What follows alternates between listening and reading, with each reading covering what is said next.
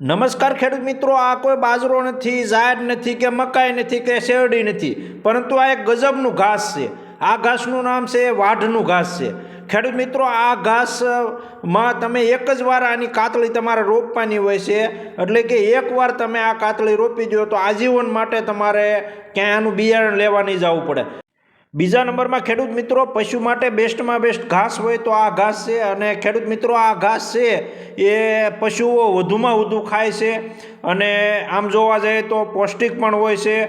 અને અમારી સાઈડ તો ઘણા બધા ખેડૂત મિત્રો આનું વાવેતર કરે છે અને ગાયને અને ભેંસને ખવડાવે છે। ગાય અને ભેંસ ખૂબ ખાય છે અને દૂધ પણ સારું આપે છે અને પૌષ્ટિક હોય છે, મતલબમાં લીલો હોય છે, એટલે કે ગાય અને ભેંસના શરીરની અંદર પાણીની જે પૂર્તતા હોય એ પૂર્ણ કરે છે અને બીજા નંબરની અંદર દૂધનું પ્રમાણ વધે છે।